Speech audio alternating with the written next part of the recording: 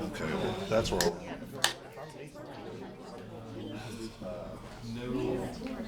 Also, if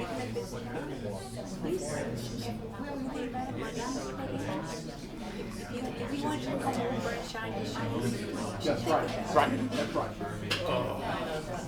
So while Aaron's in town and Tyson's Hey, how's everybody doing?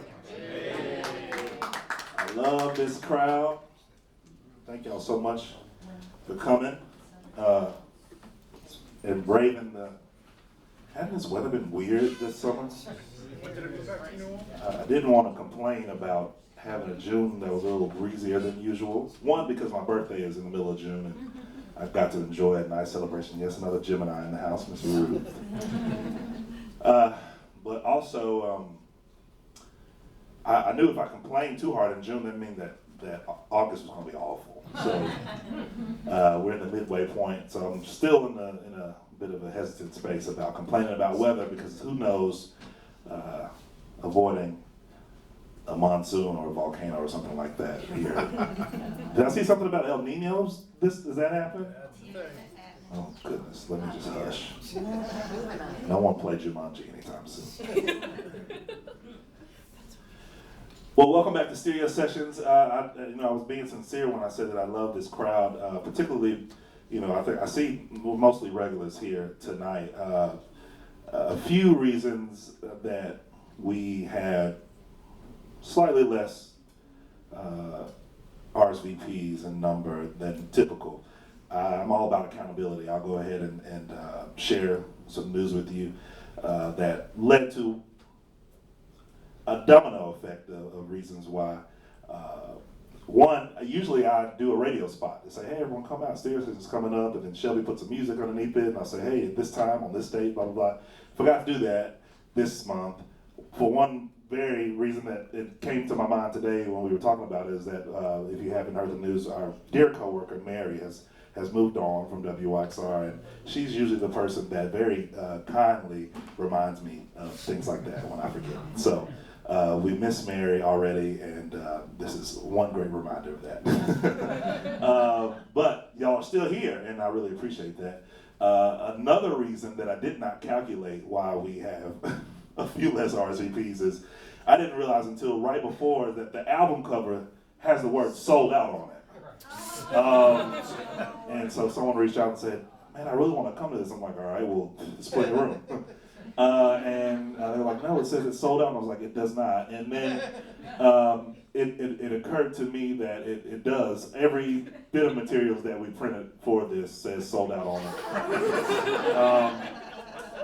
it. And that's a great thing for one reason, that of all the records that we've done, and if you've never really heard this backstory, I was inspired by an event that Chad did with Jim Thompson in the Green Room years ago for Hot Buttered Soul to show off the speakers that you now have in here. Before the station existed, before any of that, I was still the Daily Memphis and all that. But I thought, okay, it's obvious that Hot Buttered Soul is like the quintessential long-playing record from Memphis that's meant to be sat and listened to in one sitting. It's not about the singles. I mean, who wants to sit at the radio and hear Isaac Hayes do his thing for 18 minutes? It's about listening. And I thought, okay, if I come up with one record that would be a great analog to just do that again, that'd be great. Like that was literally it. I was like, can I come up with one other record from Memphis that we could do that to? And that was Lupon. That was November 2021. That was sort of a pilot. We didn't even think we were gonna call it. We didn't have a name for it yet. Then the next year we came up with a series of 6, and then 6 and then 6, and now we're here.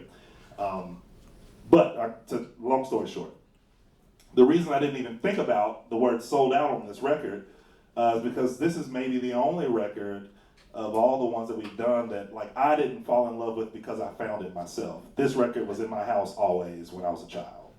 This record is among the records that I inherited from my mother and father when I got into music, when I got into records, when I got interested in sort of deciding this path. Well, I guess Hot Butter Soul was in the house too, but this record I've always known. So it never really occurred to me. This for the first time, all of this is not any research that I've had to do. it's literally one of my mom's favorite records. And this week is my mom's birthday too, so close the loop on that. Thank you. So, all that said, Robbie still works with us. He's not here because he's supporting Music Export Memphis. They're kicking off their 10th anniversary, so congratulations to hostess straight from the source, Elizabeth K-Wine, 10 years of Music Export Memphis, so I don't have any other bad news to deliver there. Robbie is here in spirit. And I want to thank Independent Bank, Memphis Presents, and the Memphis Listen Lab for supporting us for this stereo session. And y'all ready to jump into it? Yeah. All right. Well, I would like to present to you and welcome our special guest for the evening, Miss Deborah Gleese Barnes.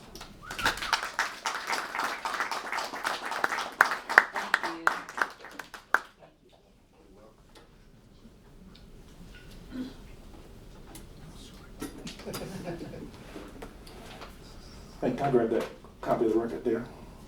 For reference. Shout out to Liv, everybody.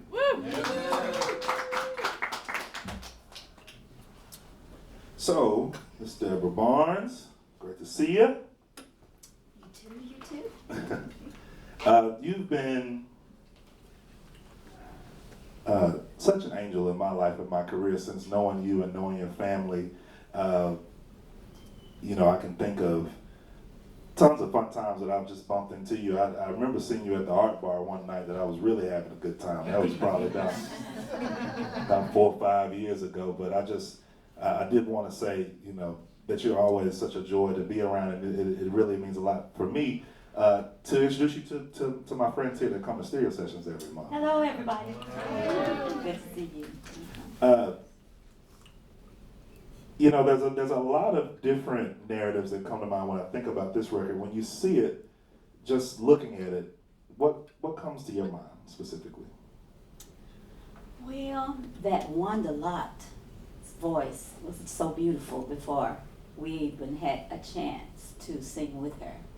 And to have this done was amazing during that time, because it was many years ago. I don't know if the year is on the back or not, but it was quite a few years ago. 1983. Oh, yeah, okay.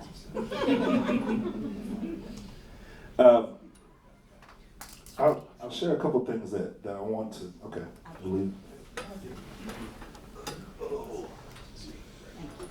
Might need to see something. I'll first say that Wanda Lott she lived in Huntsville, Alabama. This record was recorded here. Wanda Lott did not live here full time when she recorded this record. I'll tell you a bit about how she arrived at recording this record, but she does send her regards. I spoke with her. She wasn't feeling so well this week, but this record, like I mentioned, it's always been in my home. And when I got into building a record collection, there was Stax and it was High, and I was like, well, I'd like to know more about Memphis gospel. And this one was sort of one that helped me get started to understand smaller private press records. And as you mentioned, Wanda Lott's voice is amazing, but there's a lot of incredible songwriting on here as well. And we'll jump into all of that in Wanda Lott's story, but I wanted to start with you, and if you could tell me your story and how you arrived at singing. Well, I grew up in a sort of a singing family. My mother was a singer. She sang with Kirk Whalen's grandmother's group many, many years ago. And my daddy was a preacher, and he loved to sing. So when I was a little girl, they found out that I could sing a little bit, at least around 3 or 4 or 5, or something like that. So I started singing in the choir, children's choir and all like that. So from there, they wanted to give me voice lessons, so I've had that, and I just love singing. And one of the things that I love to do is sing in the background. And so I've had very good opportunities to sing background for people who really sing well, and so I'm thankful for that. From the standpoint of technique, what is different being a background vocalist versus being out front from your perspective? From my perspective, it's just not as nervous energy when you're in the background. Of course, you have to really know what you're supposed to be singing to support the leader, but you know, the stage fright is a little less when you're singing background. And we have fun as a group of singers when there's a group, and it's just a fun thing, kind of easy going a little bit. And you were born and raised here in this area? I was born here on Beale Street. Yes, my father was the organizer for the Beale Street Mission for Black Men. He was associated with Jimmy Stroud's Memphis popular mission, and he got together with him, and they had a Beale Street Mission, and my mother was a teacher, so they together worked that. And the year that I was born, we lived on Beale Street, and I just love Beale Street. So, yeah. So tell me about your, I want to phrase it appropriately, I was going to say romantic and professional relationship with your late husband, Calvin Duke Barnes, but how did you meet him and how did you begin singing together? I went to a meeting at Monumental Baptist Church, and this is where I met my husband, Calvin Duke Barnes. He was in the group Push Ensemble, and he was leading a song that day, and I just, you know, my eyes were just mooning all over him. And I just felt that he was going to be the one, and he became the one. And so we were together for a couple of years, and I went to sing on the road for a while, and then when I came back in 1980, we were married. And we were married for 39 years. He passed away April 5th, 2019. But he was very instrumental. He was he learned the piano while we were dating, and he always sang before I even knew him. And he was just a very good person, a husband, a father, a musician. He would volunteer to sing for groups in the city. And all of this, some of this I learned after he passed, that, you know, so many people he played for. Mm-hmm. You mentioned something interesting. It was so the Operation Push, the Operation Breadbasket Ensemble. So he was politically active in any way, or was it just he liked to sing? That's Jesse Jackson's Operation Push, or the Rainbow Coalition, and as you may know it, they had basically several musical outfits over the years. Ben Branch was the saxophonist that played and was the conductor of the original Operation Breadbasket Orchestra. And so the story goes, as Dr. King was on the balcony before he was assassinated, moments before he was assassinated, he was aware that Ben Branch and the orchestra would be playing at the dinner he was attending that night, or was to attend, and he asked that Ben Branch, who was a Memphis-based saxophone player and the conductor of the Operation Breadbasket Choir and Orchestra, that he would play Precious Lord, Take My Hand. And so that song was known as Dr. King's Final Request. And so Ben Branch did record an album with Precious Lord, Take My Hand, and the choir and the orchestra fulfilled that request. So this is, if not the same group, an offshoot of that group. Of course. Mm-hmm. They had several, and then they would start off with the ensemble when I came, and then there were other, it became a choir at one time before I stopped singing with them. And so being a part of that, I was politically active as far as being a little girl and attending the rallies before that time. And Push was a place where we could learn about what was going on and support when we could. And so I enjoyed being there, especially singing and meeting my husband there. Yeah. So was your plan, your outlook always to sing spiritual music, or did you sing any secular music as well? Oh, I loved all kinds of music. My mother and father, you know, well, they were in church very heavily, but when we would drive out of town, when we'd leave Memphis, there was no more gospel music as we know it here on the radio. So we heard all kinds of music. You know, I loved Tony Bennett and anybody, the Springs, whoever we could hear. So it was R&B. So they did not limit us to gospel music. You know, we heard symphonic music, all kinds of music, Broadway. And so I love to be a part of all kinds of music, you know. Well, at what point, if you don't mind me asking, did you join the Church of the Seventh-day Adventists? I joined the Church of the Seventh-day Adventists after my husband and I got married, and a friend of ours invited us to the New Covenant Seventh-day Adventist Church. I went and I joined soon after, and then several months after that, after my middle son was born, who was Christopher Barnes, my husband joined the church. So it was about maybe just less than a year. So we've been a member of the Adventist Church for over 40 years.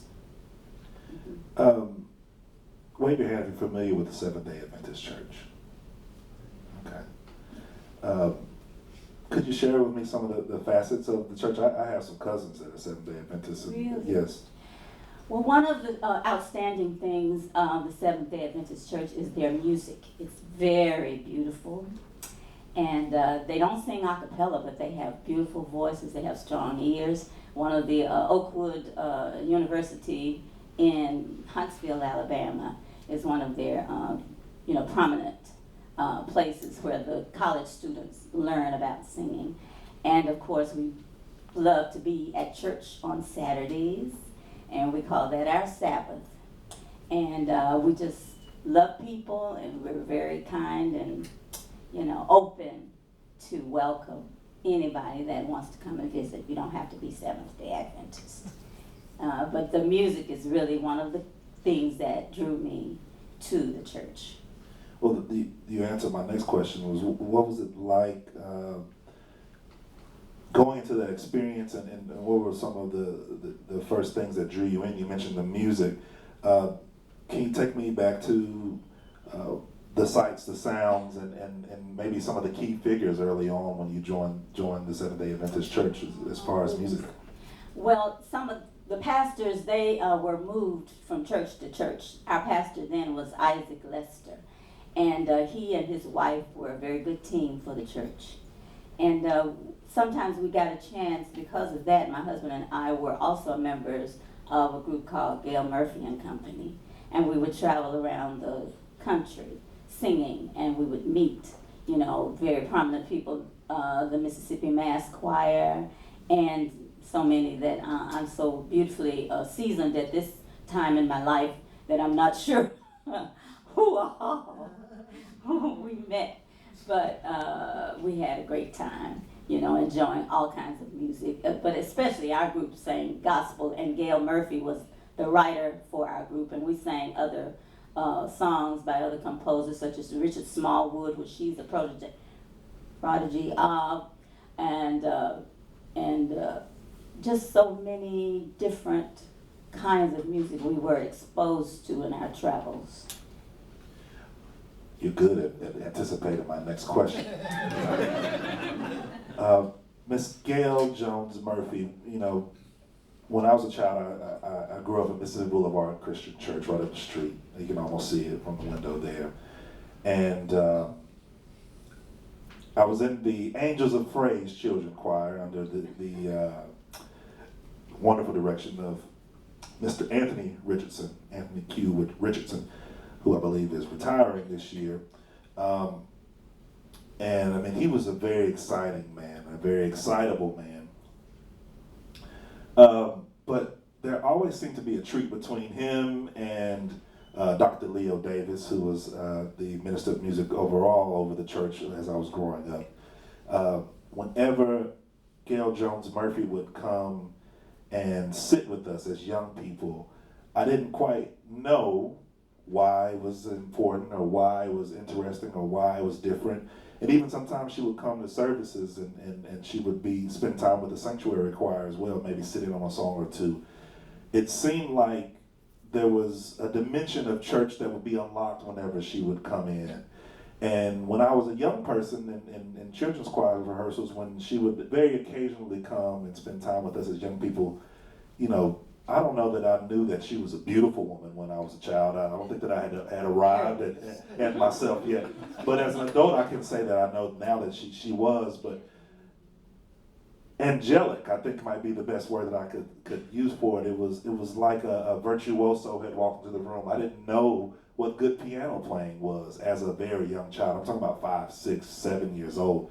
But this woman had such a command of music and of people all together that it was like a spiritual experience beyond what I could articulate even now, although I'm trying my very best. Thank you. And, you know, it would only occur to me how important this record is, which, you know, has a curious cover, and it captivated me since childhood, that she wrote all of these songs except for one. To know that it is the same woman, it tickles my brain in a place that again, I cannot articulate. From your words, can you tell me more about Gale Jones Murphy, what she has meant to your craft, and what she meant at this moment of your life? Well, Gail started playing piano when she was about 3 for her church. And she always had a great ear, and because she was so well, gifted to play in the Adventist churches where she grew up, she just continued to play, and she went to college to, further her learning and everything, and she became a teacher in the university system. And she just was very skilled. She was very kind. She was very open, to share what she knew and her gift and everything. So she was just great. She was just great. And I still admire her because she's still singing and traveling around the world, singing and doing concerts for people. And her voice is even better. She's had challenges with her voice, but it's soaring even higher. And she's becoming even more spiritually, affected and affecting other people by her voice and her playing. People just love to hear her play because I don't know if they remind her of Richard Smallwood, but she and Richard Smallwood have met on occasions, and she's given tribute to him on the piano and voice. So she's just really big in my life because I met her when I was around 20 or something. But my parents knew her, and I'll tell this story because I didn't learn it until she told me later, that her mother passed away when she was very young. But my mother and her mother knew each other. And Gail, she may be a year or two older than I am. Anyway, my mother went to her mother and said, I want your little girl to play, teach my little girl how to play and sing and stuff. And this didn't happen until at least 20 years later, and I was so amazed and almost brought to tears that they even knew each other. And so she's just always been noticed in my life before I even knew. It would not be saying enough to mention that she is world renowned, but that she's composed more songs than most people know. Over hundreds. Hundreds of songs. And I was a little upset looking for a clip of her from this era. The song that she, there's not a lot of videotape, at least that I would have access to on YouTube. The one song that I could find of her singing from this era that I thought was sort of visually compelling, she was singing with like a Jamaican patois, like a faux Jamaican thing, and I thought this is maybe going to give people the wrong idea about the stereo session. It's not a Jamaican record, that was sort of a fun thing, it seemed like. I'd imagine if you've written so many incredible songs, you get bored after a while and say, let me see if I can write something way outside of the box. And that seemed like, that was maybe her one. I think that one was No Problem. No problem. Something along those lines, yes. But you joined her group, you and your husband joined her group. What was that experience like? It's just always adventurous. I'm not sure that we were Gale Murphy and Company at that time. Okay. Yeah. But anyway, they were foreseeing things to do, and George Edwards was very instrumental, and he produced that record, I believe is what it says. Is that Yes, what it ma'am. says? Yes, it does. Don't worry about that. Well, I'll share a little bit more about Wanda Lott, who is not a Memphian. She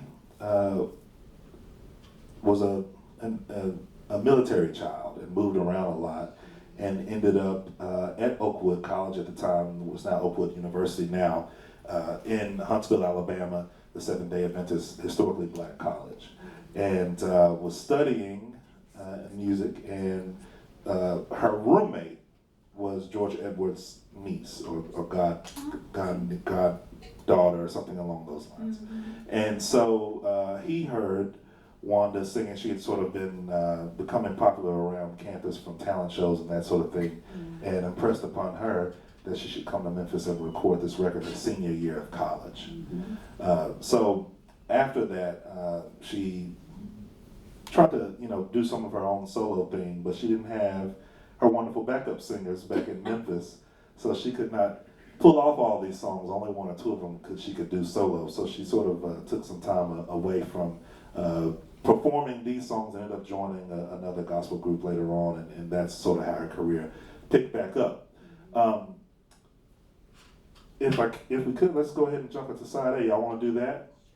Yeah. And then we'll talk a bit about what you remember about these sessions once we hear a little bit of it. Yes. So, y'all know I always do this wrong.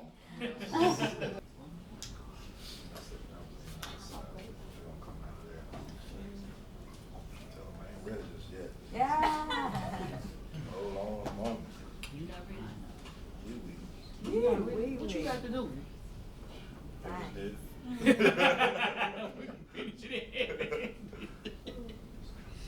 Don't take me in crosstown.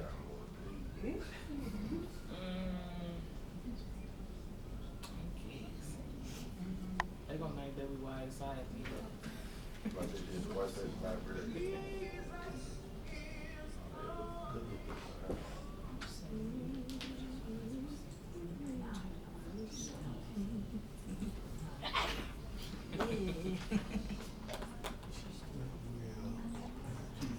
Is she still performing? Wanda. Yes, she does. Okay.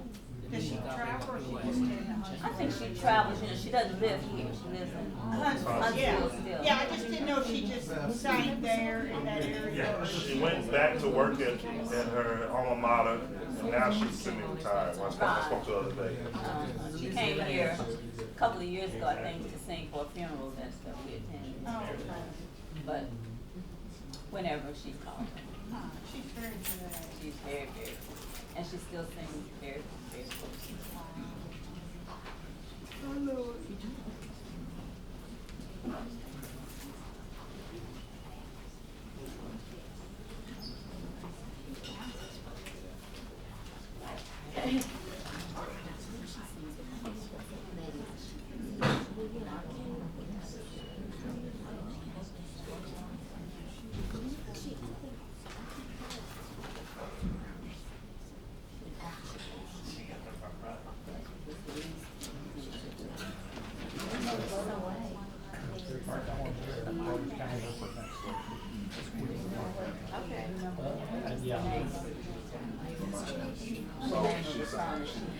That's the one that they played.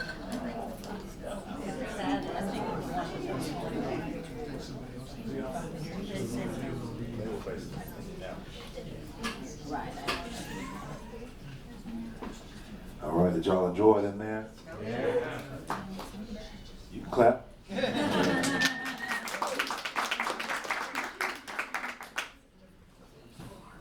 What came to mind when you were listening to that first side?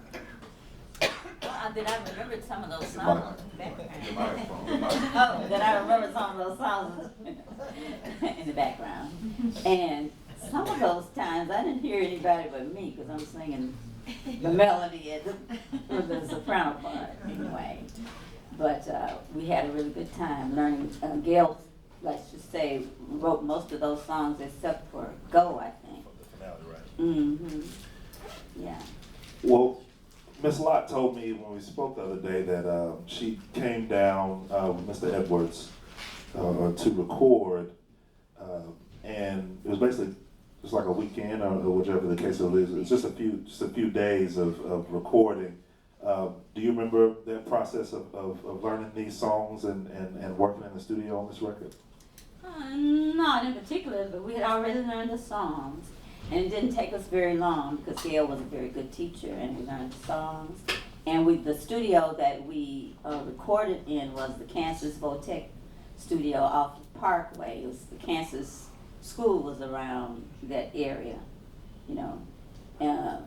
And so we came in there together and we had a good time. That's all that I remember, that we learned the songs and we sang the songs. And then, of course, Wanda was very, you know, well gifted and trained and everything, so it didn't take her very long to do her part either. Had you recorded much at that point? No, that was in '83. Yes, ma'am. No, I had not.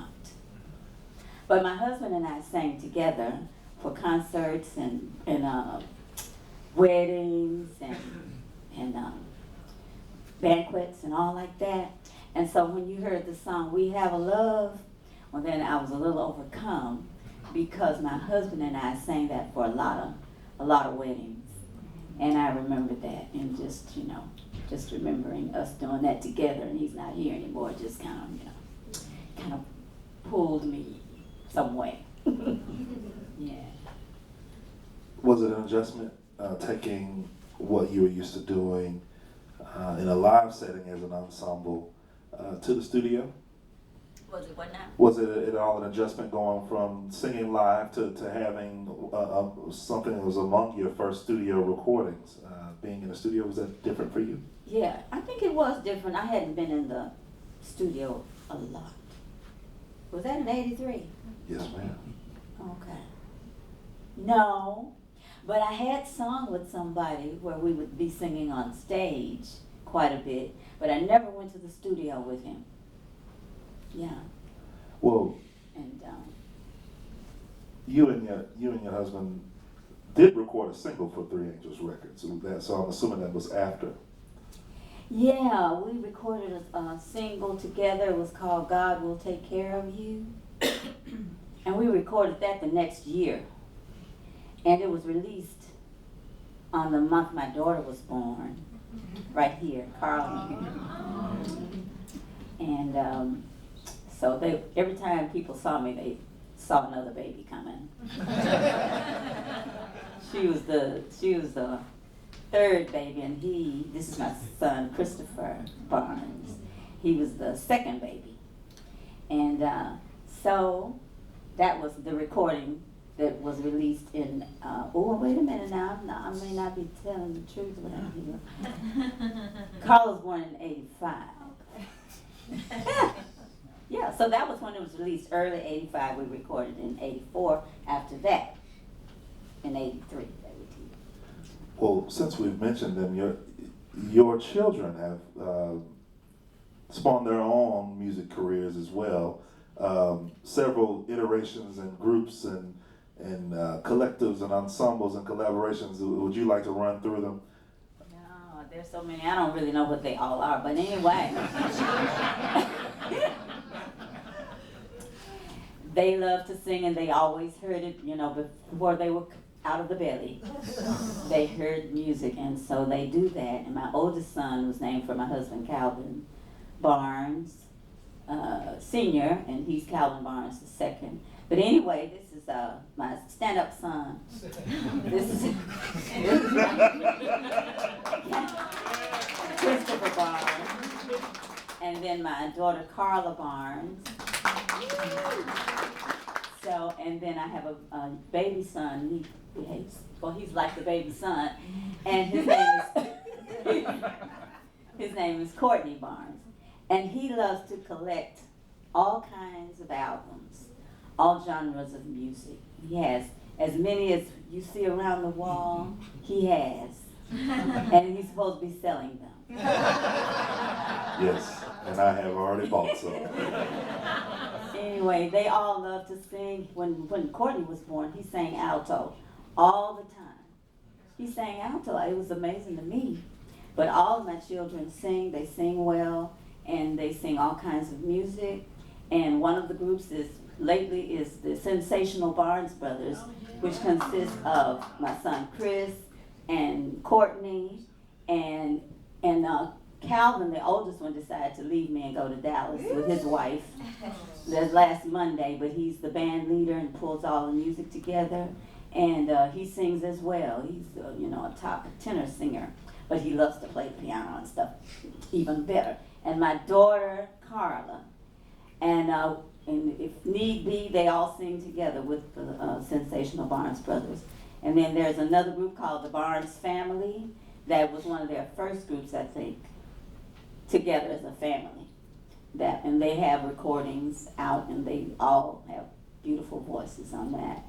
And then Carla and Christopher and Calvin, all of them sing all over the world. And they back up very prominent people. Recently, a couple of years ago, Carla had opportunity to sing with Peebo Bryson that just passed. She sang a duet with him here in Memphis.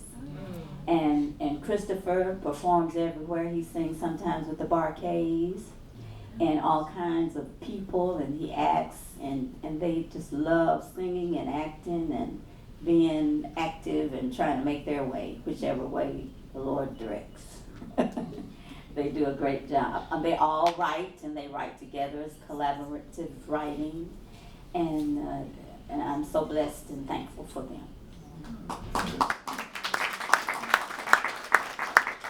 Well, we left out Black Cream. Black Cream. See, I told you now. See, Black Cream. My son Courtney and Christopher started that group, and so they sing reggae and R&B and whatever you want to hear, just about. And so that's another group that they've been singing now for how many years you think, Chris? About 9 years. See, more than I know about. Anyway, yeah. And I say that just to say now I can get back on Carla, because see, the record that you and Calvin did was so amazing. As was it James Anderson? Yes. And then Dream. Yes. I got it up here now. I'm gonna get to where I gotta go. We're just going on in order now. Yeah, I need to put that back out now, because I was listening to that. I was playing it on the radio. Put it on back out, so I keep on pushing. Okay, thank you. I had to get on to you about it. Another one that Carla sang for many, many years, I don't know how many, so don't ask me. I have to ask her. But she sang with Smokey Norfolk as background for many. Anybody know Smokey Norfolk? Mm-hmm. Yeah, so anyway, that was a surprise to me. But anyway, she sang a long time with him. Who have you sung with, Chris? Everywhere. They're in the studios with people I don't even, I'm not aware of, because they don't tell me. You don't do the Al Green record, aren't you? Al Green?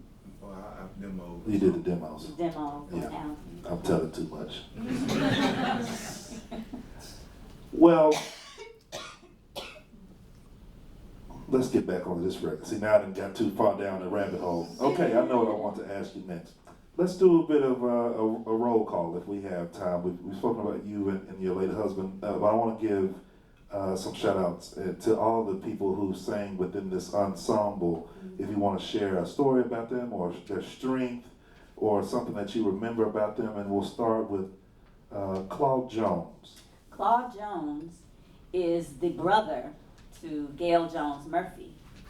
And he is, of course, a church musical leader and teacher of the Bible at his church. They're Adventists. And he is also a songwriter. He writes music as well. And so he and Gale collaborate quite a bit. And he's just a very faithful, supportive background singer. Mostly, but he can do lead. But most of the times he does background. Donna Owens. Donna Owens is another young lady who she's several years younger than me and Calvin and Claude and Gale, but she has a beautiful voice. She's a sibling of 12 children, and she just is glorious. And she's now ministering as an elder at the church. And she's just beautiful, has a beautiful voice, a beautiful demeanor. She's great. Angela Robinson. Angela Robinson. Angela Robinson's voice reminds me of Olita Adams. She has a beautiful voice. She was also a student at Oakwood college maybe than university. She's here. She teaches about health and food, and she's married to a minister. And now she wasn't then, but anyway, because that was a long time ago. Anyway, she's very, very, very beautiful voice. Even now, when I hear her, I think of Olita Adams' voice. Jerry and Stanley Shotwell. Jerry and Stanley Shotwell. Jerry was along with me, and she has a lovely soprano, alto, strong voice, and she sings very well. So she and I are at the top when you hear it. If you know the soprano voices, those are ours. And she has so many degrees in different things. She's a chaplain now, and she's a nurse. She's been a teacher for cosmetology. I mean, she just does it all nonstop. And she has a beautiful voice and loves to sing. And Stanley Shotwell. Stanley Shotwell at the time was her husband. He sings well as well, but he was our drummer. And he's a former police officer, and he's a phenomenal man. I can't say young man, but I'm gonna say young about all of us. All right. He was a great person. Mm-hmm. On bass, William Murphy. William Murphy married Gale Jones Murphy. And before they were married, I believe, he was the bassist for Isaac Hayes for many years. And he was just phenomenally great. And they're still married, and they live in Orlando. They've lived in Nashville. Before that, back and forth. They just travel everywhere. Now, we'll do, how about lastly, before I go to a bit of controversy, Mr. George Edwards. Mr. George Edwards was a member of the church, New Covenant, Seventh-day Adventist, when I joined there. And he's very entrepreneurial. He just puts his hands into things that really, he says, this is gonna happen. And he's pretty well on point when that happens. But he's also from a musical family. His brother wrote Duke of Earl. You heard of Duke of Earl? And they all sing, do, do, do, do. Anyway, he was out of the military, and he decided that he wanted to produce and guide people into singing. He was responsible for bringing a lot of people here. It was Fred Hammond's group before. Commission. He brought them here, to perform at Mississippi Mass Choir. Just all Take Six, he brought them here. And, he was just really strong about having good music in this city and all around. And so he also, of course, produced my husband and I, Calvin Duke Barnes and Deborah Barnes, not D-E-B-R-A, but D-E-B-O-R-A-H. There you go. Yeah, it's misspelled here on the background. But anyway, he was responsible for getting us together, and Jerry suggested that we do God Will Take Care of You. And I had heard that Aretha Franklin singing that song, so anyway, we kind of took a few liberties, but nothing like Aretha Franklin, but my husband and I put out God Will Take Care of You in 1985. It was released.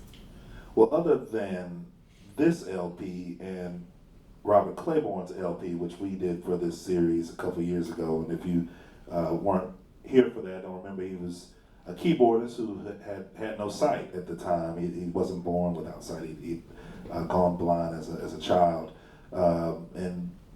That record is phenomenal for its synthesizer work, and as far as I can remember, Gale Jones Murphy was not involved in writing or producing or playing on that record. But other than this one and that one, there are no other LPs on George Edwards' Three Angels Records. Do you know why he didn't continue to record full albums for artists? He only did a handful of singles, which you mentioned yours with your late husband. Do you remember it all? There was some controversy, something going on with the with Three Angels. I think the name Three Angels, and so he released that. But he's always, got his hand into singing and promoting good singers. Well, I think 2 for 2 great records on his label and great singles as well. Mixed at Art, I want to make note of, engineered by William Brown, who is a titan of Memphis music through soul, through all genres. Yes, it is William Brown. He and his brother Bertram and I'm missing one. Randy Brown. Who knew it? You knew it. You know it. Randy, Bertram, and William Brown, 3 brothers who are truly important to Memphis music, both on stage and in the control room. Amazing. We'll finish the series with Quick, for which Bertram was a member for this stereo session. So one last little connection. Now the controversy. I mentioned it a little bit earlier that this record has an album cover which is designed by someone named Raymond Wade, and people just really want to know why it says sold out on the front. What is that about? Must have been sold out. We're gonna have to. I don't know. We're gonna have to table that answer for another day. Maybe we can Raymond Wade. I'm not sure if he was from here, but he was connected to Mrs. Wade, who was a teacher in the Adventist school. And Raymond is an artist, a great artist, and he lives in Texas, I think Dallas, I'm not sure. Not exactly sure, but he lives in Dallas. And so he was responsible for the work on the front. We'll have to find out another time. Maybe I can put it out via a newsletter or a blog or some other way when we find out why the word sold out on the record. Another thing that caught my eye. Yeah, usually we don't let these things linger this long, but we don't have a definitive answer on that. But we're going to blame Raymond Wade or whoever wrote "Sold Out" on the record for confusing everyone and thinking that we did not have any more seats left for this event. And one more thing is that this hand, which I'll take the liberty to say that I assume represents the hand of Jesus, Yeah, grabbing someone to save them from both this tide, these rushing tides of waters, and it appears to be lightning over the horizon. This is a black hand. In 1983, was that a bold choice for such a thing in 1983? Must have been. And I was born in 1993. I don't know was there a lot of conversation about whether or not Jesus had this dark of skin at that time? Could you take me back? Is this striking to you in any way, or would it have been striking in 1983? It may have been in 1983. But, yeah. And that hand is maybe a little lighter than it ought to be. But I don't know. Am I that dark? Yeah, I'm darker than that. Yeah. so I think that was very ingenious. Is that the word? I use words that Reader's Digest. I just like to use words. But sometimes I don't know what they really mean. But anyway, I think this was really a great idea because he's very, very good. Raymond Wade, look him up. We're going to have to get in touch with Raymond Wade. But it also, he may have to share some of the accountability with the last person who's mentioned in these credits is cover lettering design, Terry Powell. So we might have to find Mr. Powell, and maybe Mr. Powell can help us figure out what sold out means. Yeah. Terry is still around. He's a great person. He's maybe around my children's age. Oh, is he? No, he's along with me. Okay. Terry had a Fisher-Price top right at the time. Part of a large family of very gifted people. And he's very good. His sight is very limited right now, too. I think he was born maybe diabetic. But he's still, active as much as possible, and he's doing really great work. Well, maybe we won't bother him about the cover design in that case. Oh, no, we're going to ask him. All right. He can talk. All right. Well, how about we jump into side 2? Would you like to do that? Yeah. All right. So if you were in that room prior,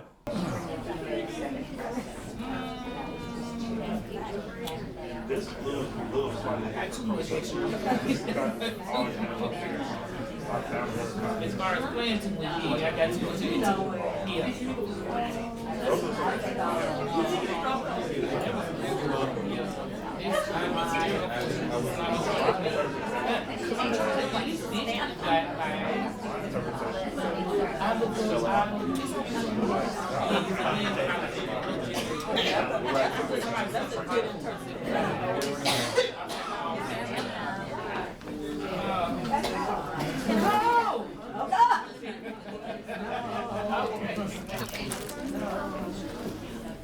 Not you, we Prince. That's my song. Let your light shine through me. The background is. I don't want to be inaccurate. I think that they sang "We Have a Love" at my mother and my late father's wedding. I don't want to put no rumors out there now. I would call my mother, but we don't got that kind of time. I want to read these liners. I don't think that I've done that in one of these yet, but I find it interesting that George Edwards took the opportunity to write a little bit about Wanda Lott. If one loves gospel music, the chances are that one will also love Wanda. Wanda Lott's music has in it the power to invoke in all who listen the most spiritual of human impulses. The most noble and spiritual of human impulse is to love, which is a manifestation of the Spirit of God. Listen to Wanda. Listen to the words she sang. And you will see that music, sorry y'all, we drink beer at these events, so. Listen to Wanda, listen to the words she sings. And you will see that music can be a powerful force in the lives of people today, leading them to the life eternal. I thought that was good that he wrote that.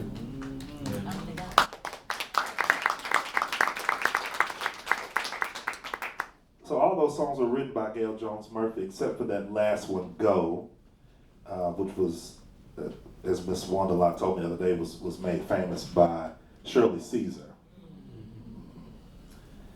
Touch the hem of his garment was a soul stirrer song, right?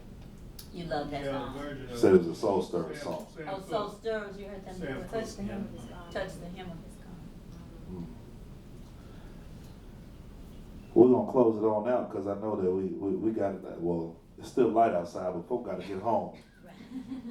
So, do you have any final thoughts about the record and its legacy? Usually, we have. Well, it would have been wonderful to have Miss Lott here, but do you have any final thoughts about the record? I just loved it. I love doing it, and her voice is just amazing. And I think it was a really good opportunity for us to work together. And she's still singing, and it's just a beautiful thing. It's a beautiful thing. Hasn't it been wonderful to have Miss Deborah Gleese Barnes here?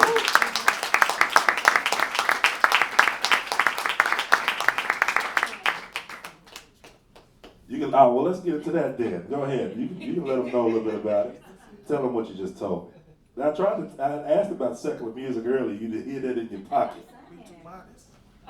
I had opportunity before this to be background singer with Ray Charles. I traveled all over the world with him, Ray Rock.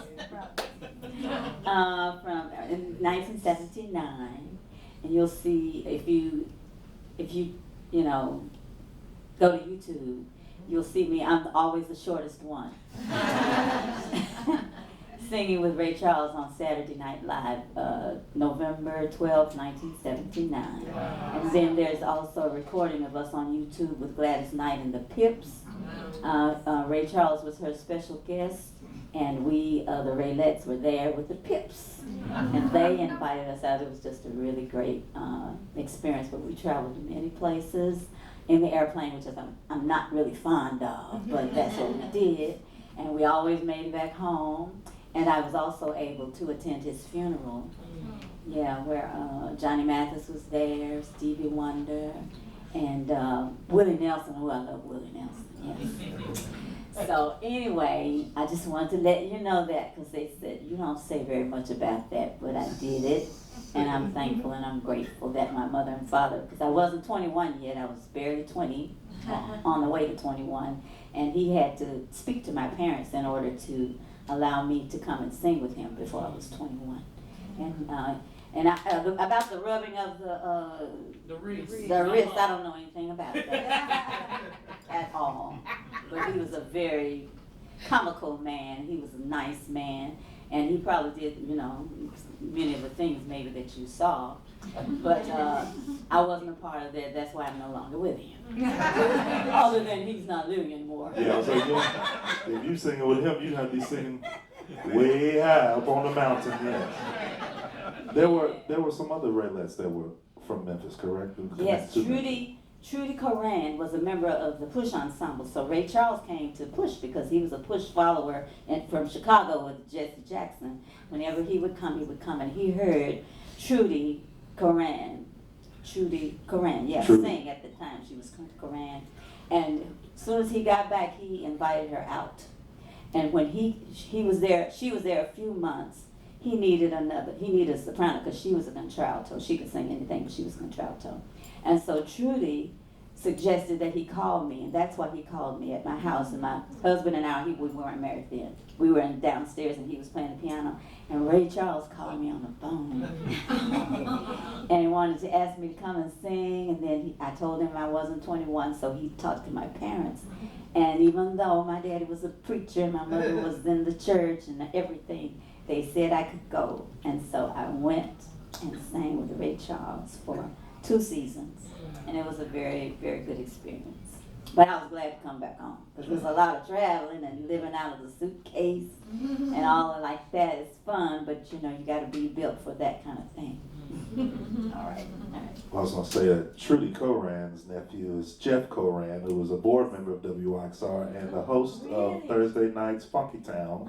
He's DJ South Memphis Jeff. Oh. They're great. They're great people. Absolutely. So before we wrap up, where was your favorite place to travel to? I loved Hawaii. And I loved Australia. The people there were so nice. I went to the Philippines. That's a beautiful place. To Manila, and I got a chance to go there another time with the Christ United Methodist Church with the music. So I got a chance to go back to Manila, Philippines, and it was just beautiful. You know, there are a lot of poverty there and wealth, and I saw both sides. And the people there are just beautiful and strong, educated, loving people. And so those were a few of the places. Oh, and I remember also Hong Kong. I was very tall in Hong Kong. So I'd walk along the streets and the grandmothers and everybody, they'd be looking up at me. I'm saying, oh my goodness. Well, you were also black, so. Oh, I didn't think about that. Thank y'all so much. We'll see you in the next studio session. Thank you, Ms. Deborah, Gleese Barnes. I have a question for Ms. Barnes. Yes, sir. Ms. Barnes, during your tenure with Ray Charles, did the Sweetie Pie ladies sing in your ensemble? No, Sweetie Pie was with Miss Turner. Ray Charles? Sweetie Pie? No, Ike Turner, Ike and Tina Turner. Ike and Tina Yeah, Turner. yeah. That's what she was with. Mhm. So no, we didn't meet. Y'all didn't meet? No. But he had a lot of famous people to sing with. Denise Williams, he was crazy about Denise Williams. She I think she sang with him for a while, and it was a great thing to be a part of. Thank you for coming. Thank you. Thank you. Well, All right, everyone get home safe, right? I can't afford the room no longer. We are a non-profit station. Thank you so much. Thanks, Liv. We'll see you for the next one. Thank you for the Memphis Listening Lab, Independent Bank, and Menko Presents. Thank you.